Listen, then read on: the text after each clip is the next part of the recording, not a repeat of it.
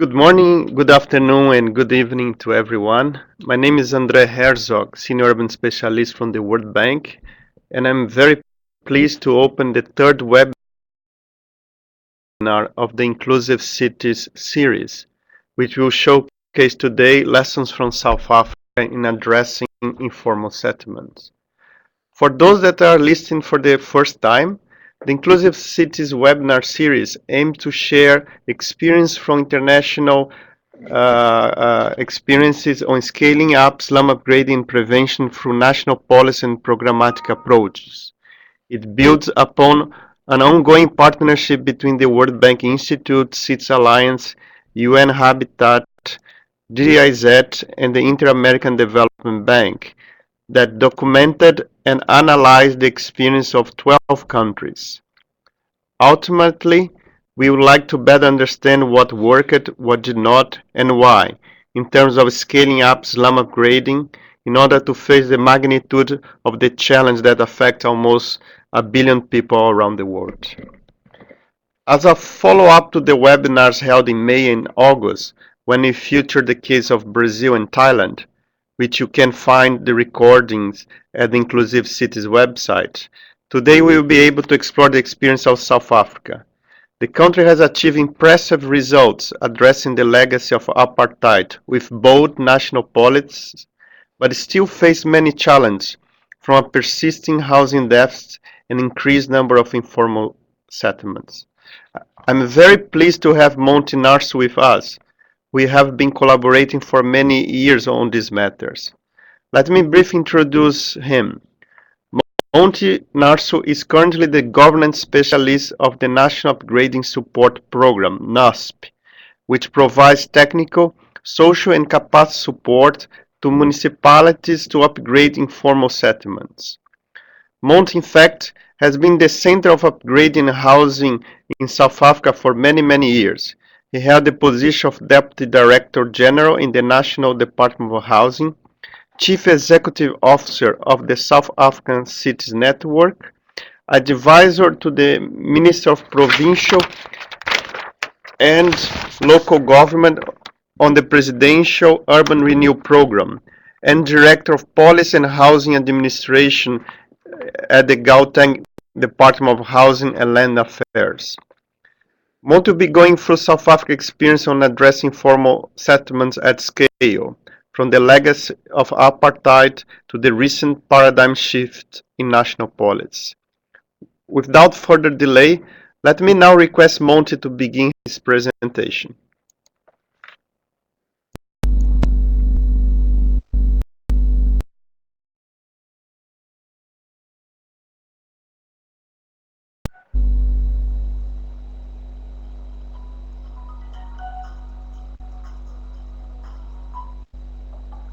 Good morning, and good afternoon and good evening. Thank you very much for asking me to be a presenter on this webinar series on inclusive cities. I think it's important to note that we are at the moment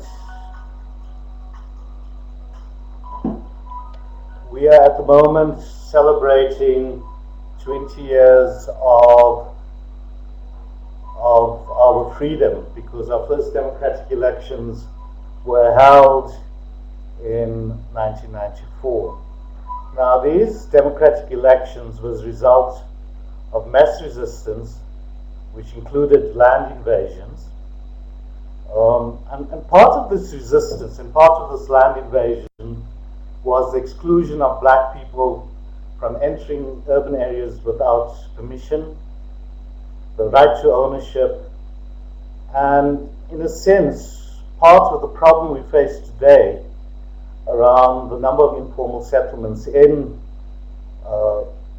South Africa has been part of the resistance that happened 20 years ago. Now, I think it's important to note that a lot of people that were part of encouraging land invasions now have to try and solve it while they're in government. So it's basically people that have been the poachers are now having to be the gamekeepers. think what's important is that even before the elections in 1992, the National Housing Forum was set up, which consisted of political parties, community organizations, the private sector, and NGOs. And just looking at the list of participants, one or two of you were part of that process. The outcome was a housing white paper which targeted building 1 million houses in 5 years. And the original intention was that these houses would be built on an incremental basis. But given our history, there was a very strong push that what we needed to do was to build houses and give them away to people. And that's part of the problem that will be discussed in the next slide. So what have we done in these 20 years? Okay, we had a backlog of 1.5 million households in 1994. We built 2.65 million houses, which is a very large program and compares very well internationally. But the problem we face with is that our backlog, and the way we've defined it, is 2.3 million people. Now, what are the issues that has led to this? I think there's two important issues. The one is that there has been rapid urbanization, and South Africa now is a country that has a majority of urban people. Mainly in-migration from rural provinces and some migration from people outside of the borders of South Africa. But a very important demographic was that there was decreasing household size from about 4.5 people in 1994 to about 3.5 people, which is a natural result of an urbanizing population. So just to give you an example, that in the 10 years from 2001, the largest city in South Africa, Johannesburg, its population has increased by 1.2 million. So obviously we're faced with a real problem that our house building program is running to keep up and actually going backwards. To express it in another way, informal settlements are growing all the time. In 1994, it was estimated at 300. 2001, at just over 1,000. And in 2010, at nearly 2,700. In our discussions and in our evaluation as the National Upgrading Support Program, we made this case that informal settlements are an emergency. The number of shack fires per day has led to over 200 deaths per annum. The HIV annual incidence rates, that's new incidences, is nearly 4 times those in other urban areas. Diarrhea-related infant mortalities are 10 times higher than other areas. Employment is nearly double in informal settlements. And increasingly, we have what we call service delivery protests, which have risen from 2 a month in 2008 to 16 a month in 2012, with increasing violence. I think it's important to note that in a study that was done by the University of Witwatersrand, which was called The Smoke That Calls, people were arguing that the increasing violence is as a result of government not listening to them. So when government sees smoke, that's when it calls. Now, on the basis of the case that was made, in 2010, the presidency and subsequent to that, a number of other institutions started developing responses to this crisis. The main response was the Outcome 8 Delivery Agreement, which was one of the 12 outcomes that the government, when it got elected in 2010, decided would be the way it would measure its performance. Outcome 8 dealt specifically with human settlements. Um, the national target was 400,000 households in well-located informal settlements to receive basic services and secure tenure by 2014, with in-situ upgrading being the first option. Now, it's very important that this was a break from the practice of building houses, and that this was a delivery agreement that was announced by the president and that was signed by all the key political executive holders of office. In 2011, what we call a cabinet al-khatla, which is basically a cabinet, extended cabinet meeting, it was agreed that we should set up a national upgrading support program to support outcome 8, and it would involve 45 municipalities, which consists of probably about 70% of the informal settlement dwellers in the country. Subsequent to that, and which was endorsed last year by the ruling party, the National Development Plan was passed, accepted by Cabinet, and in it, it said basically expand the upgrading program, create new instruments for tenure and regularization. And what's important about that is, as you can see, even when I talk about the presidency's decision that we needed to have detailed informal settlement plans, that at the highest level of policy and strategy, the argument that informal settlements is an emergency and requires government support at all levels has been accepted. The second important point is that there's the insistence that these plans be produced with community participation. Okay. So in short, the delivery agreement says, which was signed with the President, the National Minister, the provincial or state ministers of housing, said 400,000 households in well-located informal settlements. Importantly, what it added to that was an institutional change that basically said that accreditation of the 6 metros and the 21 large towns should happen as well. That in fact means the shifting of the human settlements function from provincial government to local government was seen to be quite an important allied institutional measure to help us in terms of dealing with this crisis.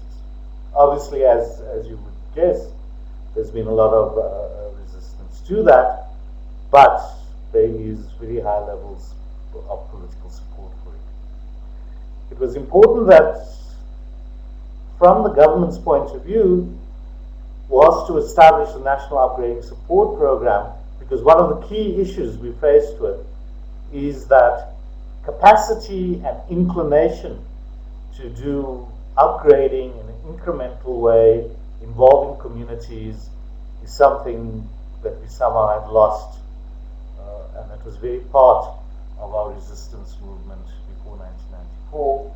And then obviously there's the large issue of land for low-income housing.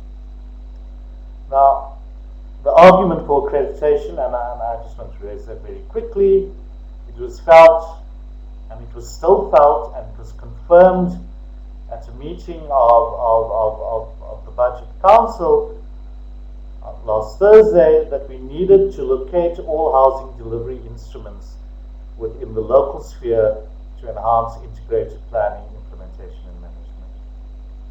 There's a broad consensus that the built environment functions and the urban planning and management functions are best served at the local government level. The issue is that we needed to promote horizontal integration, and that we needed to accelerate delivery to vertical integration. In essence, what it's saying is, how do we make government work better? How do we make sure that government is connected enough to do those things? In addition to that, there's two urban finance instruments. One was implemented very recently, which is the Urban Settlements Development Grant, had to be aligned more closely to the Human Settlements Development Grant. It's important to know that within the South African context, the grant system or the subsidy system is a once-off capital grant, and that it is quite transparent in the way it targets poorer people in poorer households in the country. At this stage, we've already got 6 metros that are about to be assigned, and that what we've also done is we've ensured that there's a capacitation mechanism in place, and the National Upgrading Support Program is one of the most important mechanisms for that. In our evaluation, we thought that we might need to change policy, but in effect there is policy that existed since 2004, which was updated in 2009, but was never implemented. And that basically said you could do the structured in-situ upgrading of informal settlements, that you can recognize and formalize tenure rights, that you can provide affordable and scalable basic services, and that very importantly, that community empowerment, social and economic integration, and social capital should be part of it through participative processes.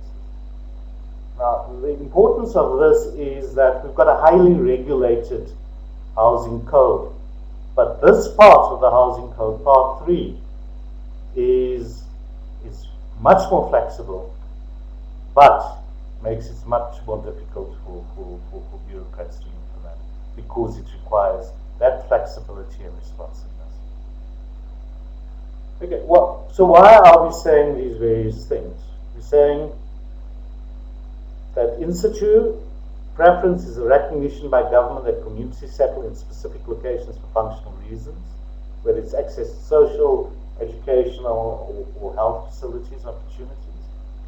Securing tenure is a recognition by government that stabilizing the precarious foothold of communities having mainly urban areas will enhance their livelihood strategies and their social and economic investment.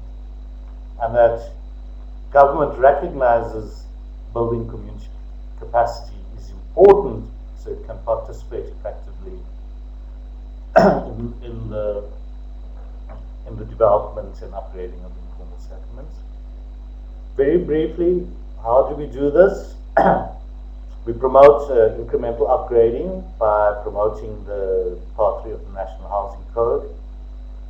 We support the delivery agreement that says that we will improve basic infrastructure services and land tenure for 400,000 informal settlements households. We need to make sure that we have an improved programmatic approach to upgrading.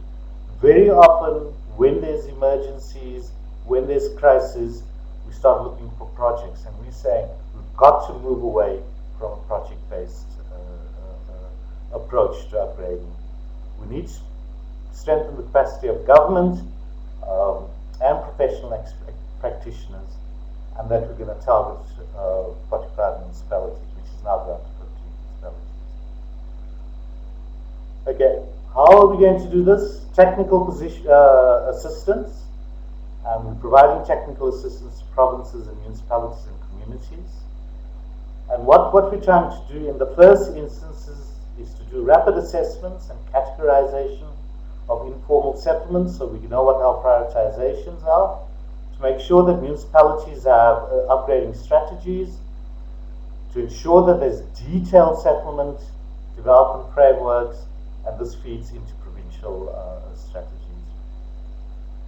Now, the technical assistance becomes quite important because it's not only a technical assistance in relation to how to do things more efficiently.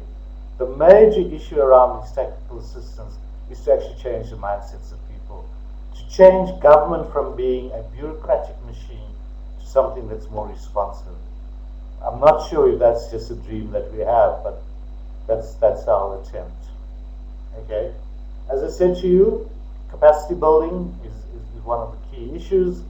and we're aiming it as broadly as possible. As one person said at a meeting around mining towns the other day, if you have such a huge imbalance of forces, then asking communities to participate on an equal basis is not possible. And therefore, it's almost trying to get the whole sector to understand the issues related to incremental upgrading that's responsive, that has community participation as a central role in it. Importantly, NGOs, but what we're finding is that the private sector and professionals have been much quicker to move in the direction of addressing this program. NGOs have been slower, but we're still not getting the right products, and I think this is one of the issues we think we need advice on from globally. Okay. We've also entered into a number of engagements with the World Bank Institute, with 14 universities in South Africa, which is now expanded to about 16, where we're saying whatever knowledge is beginning to be generated, we need to share. And that now we've set up a forum and looking for ways and means of converting knowledge generation into implementation projects. Okay? What have we done so far? When I made this slide, we were only at 23 municipalities. We're now active in nearly 35 municipalities. Capacity building, ideally it should have happened before we started providing the technical assistance. The development world isn't perfect, and so we are now doing the introductory workshops with provinces, municipalities, and NGOs. And as I've made the point about knowledge generation and knowledge sharing. What are the challenges? And I think it's very important that we understand it. What we're doing is we're trying to change institutional and individual practices within government in regard to incremental upgrading of slums. Our problem is we became bureaucratized so quickly in such a short period of time that our problem is to turn that ship around again. And I think we're winning in some of the areas, but I mean it's a huge task, and to hear what fellow practitioners in this area have to say about our chances of success will be very important. The second issue is South Africa traditionally has been quite strong technically. I mean we can build World Cup stadiums. And we've got quite a large engineering section. We're not very good in the social side of technical assistance. But more importantly, we can't seem to knit together those two. And I think that's one of the big challenges, and I think it's important that we try and address that challenge. And then there's the whole issue of aligning different spheres of government services and budgets towards sustainable human settlement. The intergovernmental relations dysfunctionality is probably one of the major issues. And I think while in many ways we've got a constitution and a fiscal and financial regime that is quite advanced, that is quite transparent, we still run into major issues in relation to trying to get all those pieces to work together. What is a very important thing, which is what the Minister of Finance said at the meeting that we attended last Thursday, is we talk about all these technical issues. What about the poor? What about government's capacity and ability to meet the needs of the poor? Thank you very much.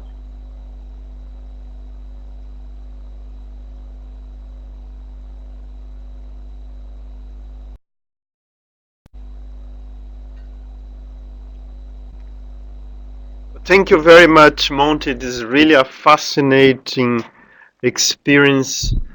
of in-depth structural change of South African society and policies, but also the challenge, as you just talk about it, of uh, implementing this new policy for informal settlement and changing the institutional environment that underline the implementation of those policies. Let me now briefly introduce our discussant, Subhetri Naidu. Subhetri is an urban specialist based in the Pretoria office in South Africa, who I also had the privilege to work with. She's currently part of the bank team assisting the South Africa City Support Program. She also managed a grant with the Department of Human Settlement to review the effectiveness of subsidy instruments on informal settlement upgrading. So, Betty, can we please hear your comments?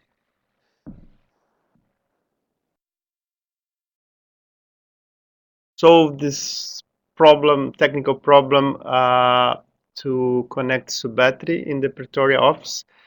Let me ask Monty if he could start commenting on the questions that the participants all around the world have sent in the chat box.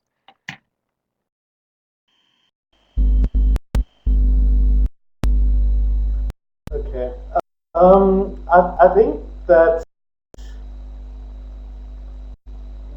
the one issue that comes up is the issue of we've got a progressive urban legislative framework.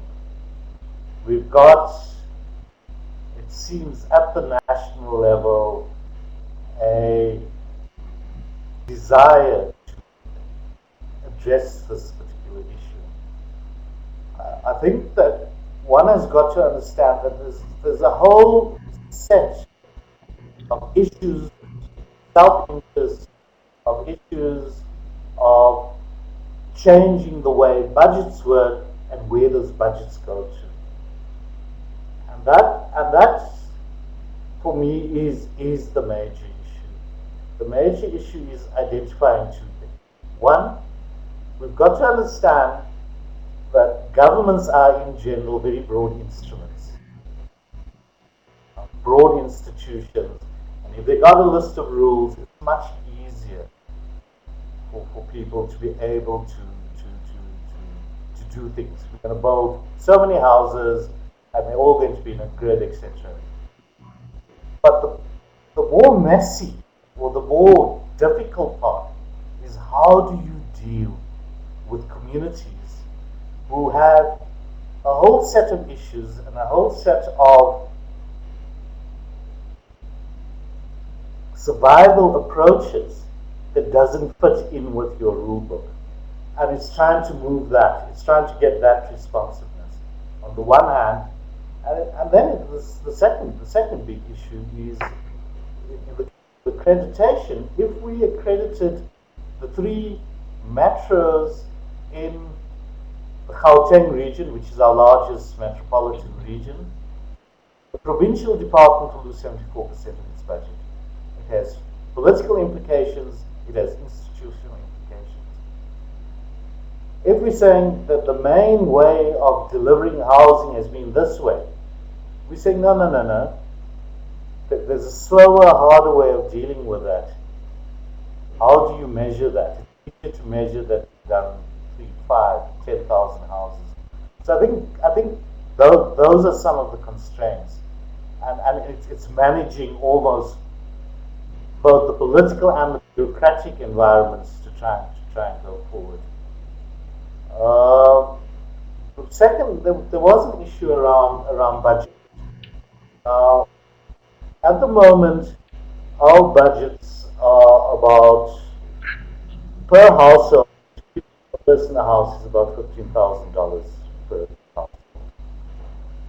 We're saying that it's not cheaper to do informal settlement upgrading, but to make quite substantial changes to people's lives, it's quite important that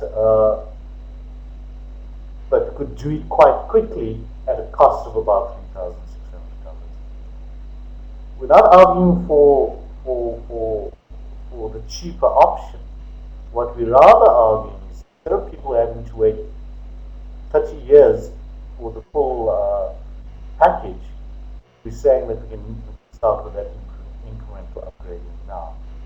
And that does cause problems because you're basically moving not from a mass housing position, but which impacts on developers, etc., but a more tailored, slower process of community building, home building, and even settlements building.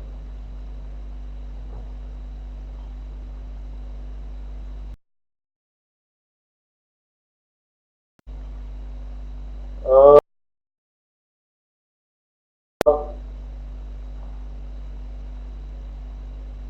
but there's a question that says, in the light of land occupied by low-income households are coming under pressure from urban renewal projects, how does this impact on the province of providing tenure? And I think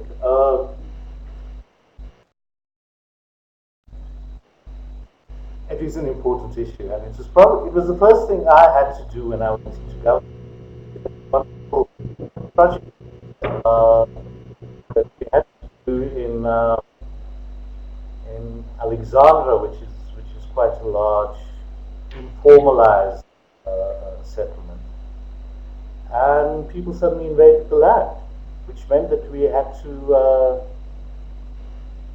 to take action because it threatened our project.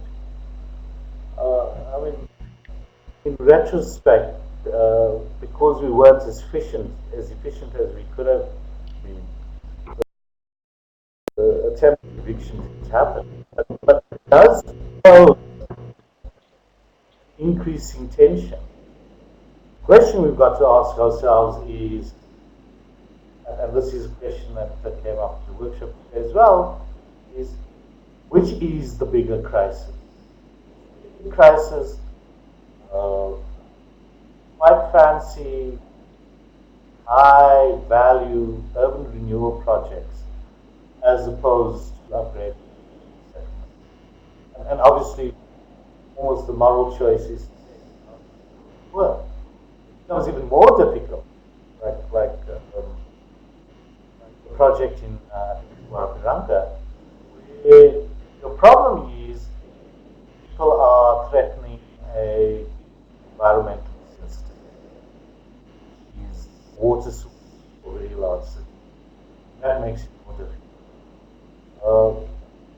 Often try to say, okay, can we make our lives easier to short term, but I think those long term problems are a big issue. And one is water and mining towns, which is now becoming not an easy answer.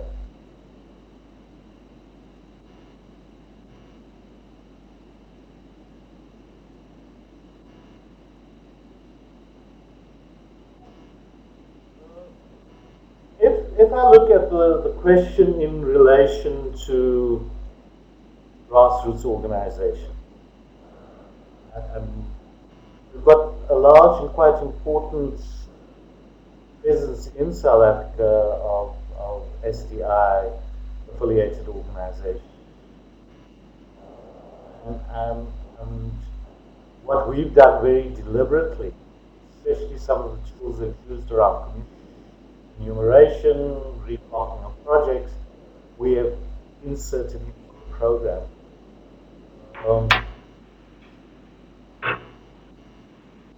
We've inserted into the program, and what we find is that is very helpful, gives us a sense of what are the possibilities around community participation. But the difficulty is, how does one take it up to scale? If you see the numbers I'm talking about, 45 municipalities, 1,800 settlements, how can we actually broaden that to and broaden the ability to that on a countrywide basis. That's how good. The second issue that I think is there's been a historical tension between councillors who say they are elected and community organizations who say they represent. Very often those tensions lead to vacuums and therefore delivery. And I think one of the things we've constantly done program, that's probably one of my jobs, which is more, instead of a governance specialist, it's more like a relationship advisor, try to see if we can manage those relationships together.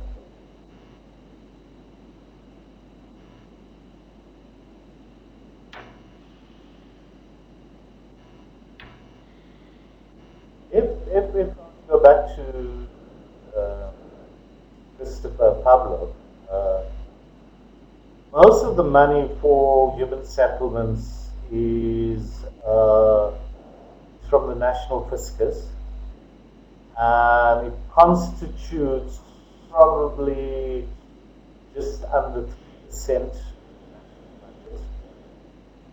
The original intention was that it would be 5% of the national. Much of the budget is transferred to provincial government, and they've managed. Once accreditation, or what we're calling assignment of the function to local authorities, that money goes to local authorities. So on a household basis, as I said earlier on, it's per household. If we look at all the subsidies together, I would guess it goes to about $15,000. So hopefully that answers you.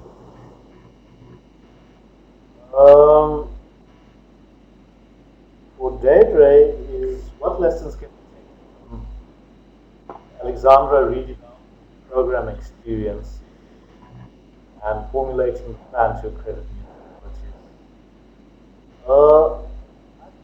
I think the major issue in relation to that was it was a very complex arrangement. When it was first started, the example that I'd given you about our attempt at evicting just after 1994 because meddling in government's programs by invading land was in Alexandra, and attempting to address the whole Alexandra program, we put in place a very complex set of relationships because the project manager was at provincial level. The people that were dealing with issues around refuse collection, urban management were at provincial level. There was money coming from national level. There wasn't a single budget. There wasn't a single budget. As the project manager told me at the time, we actually went around begging the various departments for money. We went to the private sector for money. So one of the key issues that came out of that, because of that uncertainty about who ran the Alexandra redevelopment program, if we had accreditation in place then it would have been a single authority, local government, that would have been in charge of a whole number of infrastructure budgets, plus budgets for services, and from my point of view, it would have been much better.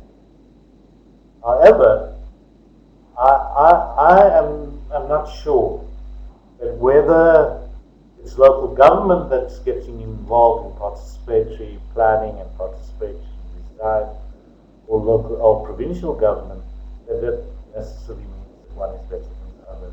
I think the big issue is who are we dealing with? How responsible are people trained? Are they capacitated? And very simply, do they have the empathy? I think very often we think about these things in technical ways. I think the issue is sometimes also about human. whether they care. I think Subhatra is back.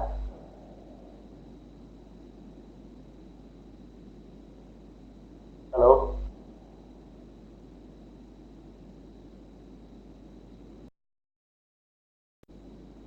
Thank you very much, Monty. I think also thank you for the participants that put very interesting and very focused questions that really help to us to better understand the real challenges of implementing a very progressive national policy. And also, I'd like to highlight what Monty just said, that the importance of shifting the human settlement function to the local level to simplify the institutional arrangements, centralize management, but also, as Monty said, and I think the question that was posed by Nadine Medling about the participation of NGOs and grassroots organizations, and the difficulty of managing projects with many stakeholders. Also, another really important issue that was raised. Let me now try for a second and last time to connect our colleague Subitri Naidu in the Pretoria office. Subitri, can you hear us now?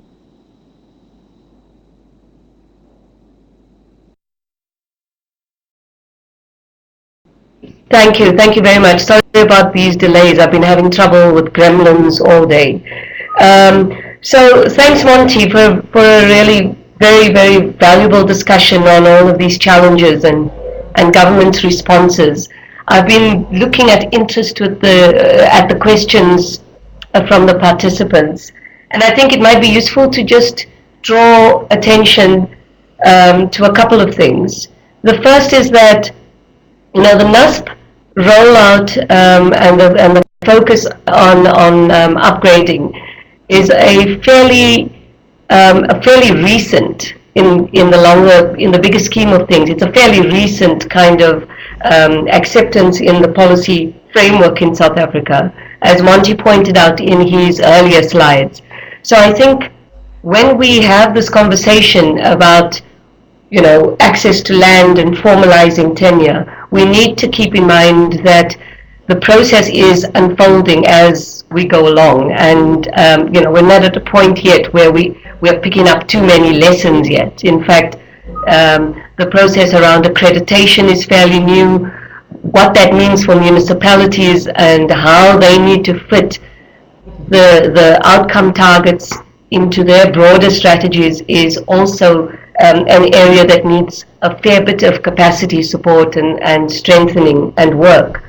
And so I think maybe the one important point to make is that while the policy framework is in place, largely in place nationally, and while some municipalities have already got this accreditation role, the function of funding flows is still creating a lot of distortion, I think, Monty. It'd be interesting to hear what you think. But the funding flows around informal settlements vis-a-vis the broader funding flows for housing as they come through the national fiscus is not always complementary in the way that it can support municipalities to do the upgrading.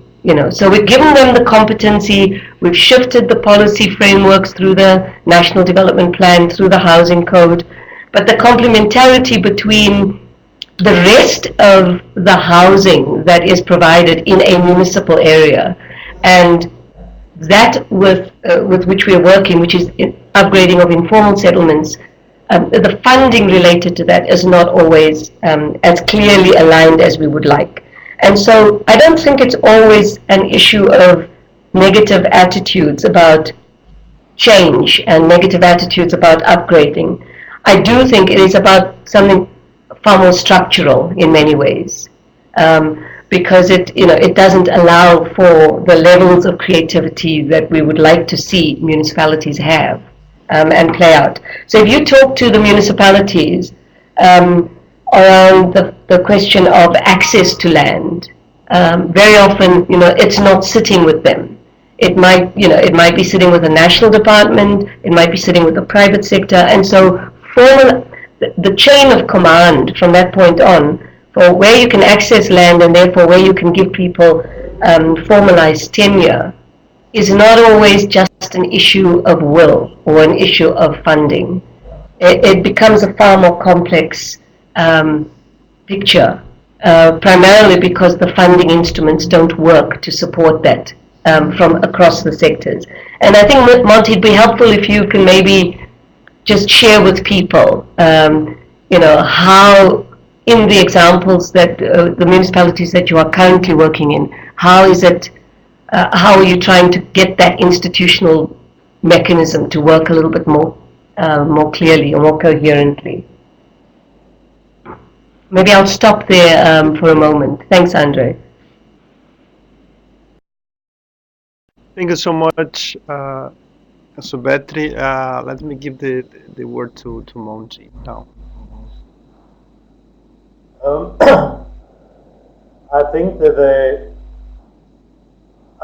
we're faced with two sides of a rather difficult coin. I think the one side of the coin is that we actually have a really, really good fiscal and financial framework regime that very clearly outlines how funds get transferred, how conditionalities are attached to funds, what are the criteria being used, either for conditional funds or for funds without condition. So we've got that regime in place. The issue is the issue of those that control and prioritize that funding, and where they want to put that prioritization has become a major issue. It's still a major issue. Now, very often,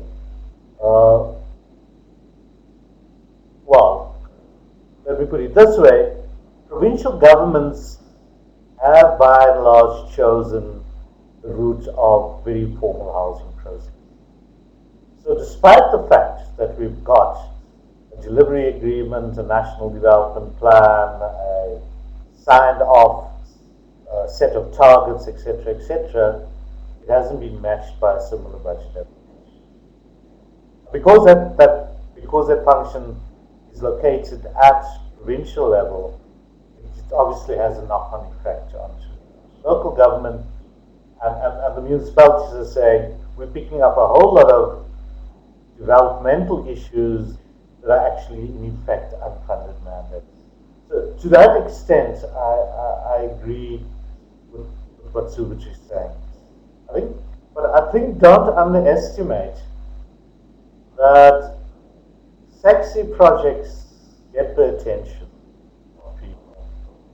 The ability to cut a ribbon on a really nice 6-story, medium density housing project is much nicer than having to cut a ribbon where all you've done is you've provided security of tenure for people, basic services which are largely underground, and you've made sure that the savings clubs, HIV and AIDS roll-up plans, etc., etc. It's not as nice, not as sexy. And I still think it's that some of the real work that needs to be done is around that. But that doesn't distract from the point that's been made that a lot more work can be done, where funding can be more complementary, where funding can be more integrated, and the position that we understand that is coming from various levels within the national government is that the transfer of those functions to local government level and the consolidation of a whole bunch of grants will help. Obviously, the issues capacity, the issues of corruption, all those other things. But that fiscal reform will certainly help us. Um, I think that an important point around the program has to be twofold. What can we change in government? What can we change in its institutions on the one hand, and what can we change with the culture of government?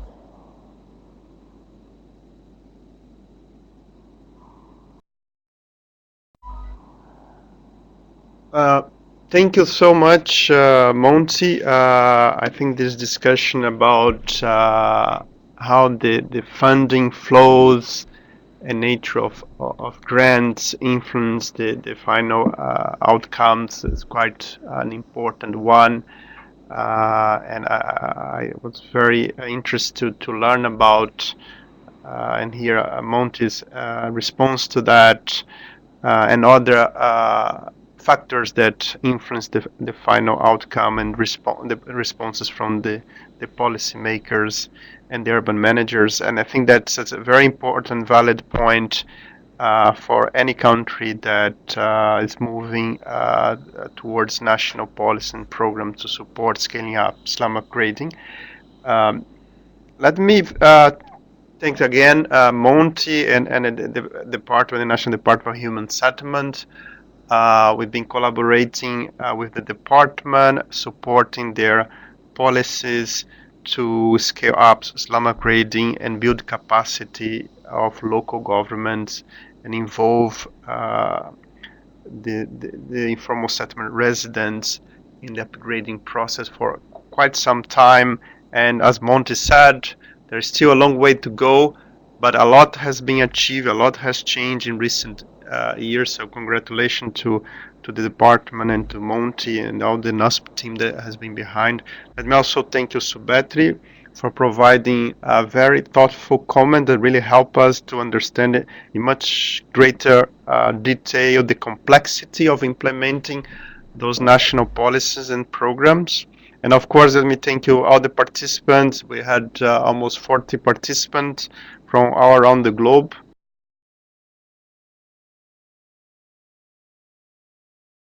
Attending and sending comments. The presentation and the video that has been recorded and it will be soon available in the inclusivecities.info website. And we also scheduling the next webinar that will showcase the experience of India, and followed by the case of Chile. Thank you, everyone, and we